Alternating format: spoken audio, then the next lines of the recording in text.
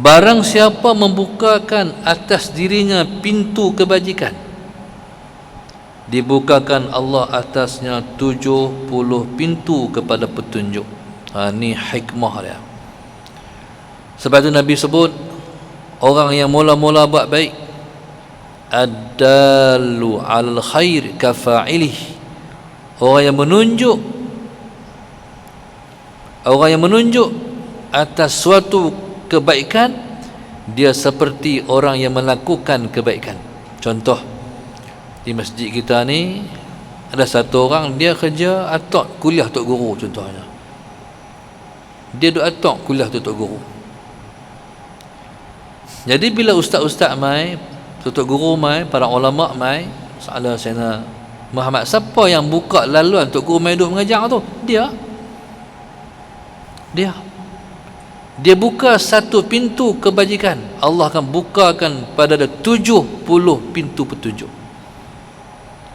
Sebab contoh, ilmu ni dia nur, ilmu ni dia cahaya. Bila seseorang menyampaikan ilmu, maka cahaya akan masuk dalam hati setiap orang yang duduk di majlis ilmu. Allahumma salli ala sayyidina Muhammad. Baik, tu passion ilmu, dia masuk dalam diri kita, dia menyinarkan hati kita, dia menggelapkan kegelapan hati kita. Maka orang yang tak pernah hadir majlis ilmu ialah orang yang duduk dalam situasi gelap mata hati dia. Sebab majlis ilmu ni dia majlis peringatan, dia majlis menyampaikan tazkirah, peringat hak ni boleh, ni tak boleh, jaga-jaga jangan buat macam ni. Tu dia majlis ilmu.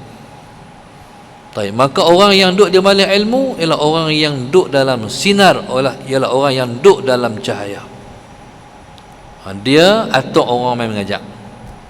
Bila tok guru main mengajak, orang tu insaf, orang tu insaf, orang tu insaf, orang tu insaf. Jadi bila orang insaf, orang pun buat baik, dia dapatlah yang orang buat baik tu. Ni hikmahnya orang yang membukakan laluan kebajikan untuk orang lain. Allahumma salli ala sayyidina Muhammad. Baik. Dan barang siapa membukakan atas dirinya pintu kejahatan, dibukakan Allah atasnya 70 pintu kepada khazlan, yakni tiada dapat petunjuk. Na'udzubillahi min dzalik. Dialah yang mula buat jahat, Allahumma salli ala sayyidina Muhammad, lepas tu orang pakai ikut jahat dia. Allahumma salli ala sayyidina Muhammad. Baik.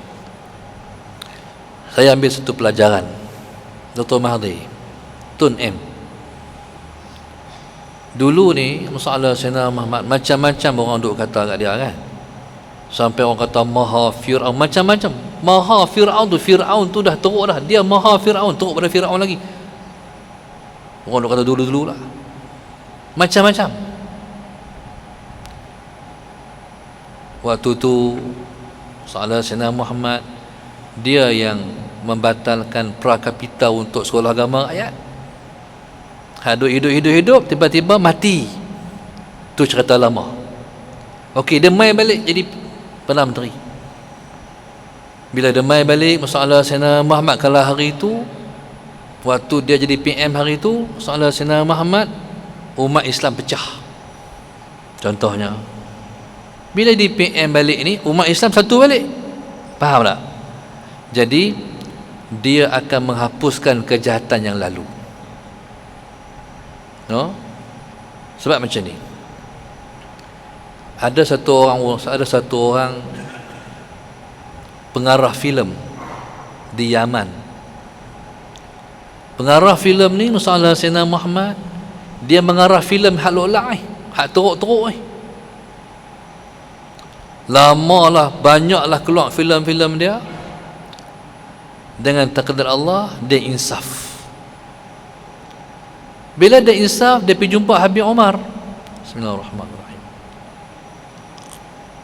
Dia bertobat, dia pergi jumpa Habib Umar.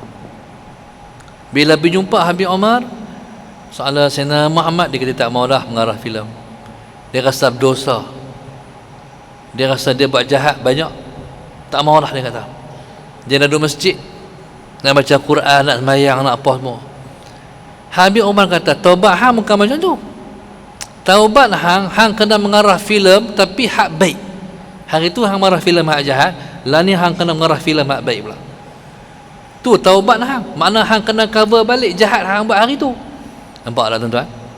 Nampak tak? Tu yang katakan wa asbi'is sayyatal hasanata tamhuha. Perikutkan kejahatan dengan kebaikan yang boleh menghapuskan kejahatan yang kita buat tu. Tu maknanya taubat. Kita buat jahat, banyaklah orang pakat jadi jahat dengan sebab kita buat jahat. Lepas tu subhanallah, Allahumma salli ala sayyidina Muhammad, macam mana nak cover tu? Orang dah banyak jahat dengan sebab kita buat tu. Buat baik. Buat baik selagi mana umur tu ada buat baik. Jadi dia akan menghapuskan kejahatan yang kita buat. Allahumma salli ala sayyidina Muhammad. Dan barang siapa membukakan atas dirinya pintu kejahatan, dibukakan Allah atasnya 70 pintu kepada khazlan, iaitu tiada dapat petunjuk. Allahumma salli ala sayyidina Muhammad. Maka pintu kebajikan itu daripada baik niat, dan pintu kejahatan itu daripada jahat niat. Niat tak elok jadi buruk, niat elok jadi baik. Hatta kalau orang yang berbuat amal kebajikan sekalipun, tapi niatnya bukan berdiri di atas niat kebajikan ataupun niat kebaikan, kebajikan yang dia buat akan runtuh. Allahumma salli ala sayyidina Muhammad. Dia bina, lepas tu habis dia mati, orang tak hidup lah. Allahumma salli ala sayyidina Muhammad. Maka apabila berniat hamba akan kebajikan, diberi pahala atasnya. Kita tak buat lagi pun, kita baru niat nak buat, Allah dah bagi pahala dah. Allahumma salli ala sayyidina Muhammad. Sebab tu ada satu cerita yang Nabi cerita pada hari kita bangkit esok. Satu orang ni subhanallah, Allahumma salli ala sayyidina Muhammad, dia sampai di akhirat, ditunjuk kepada dia pahala-pahala dia.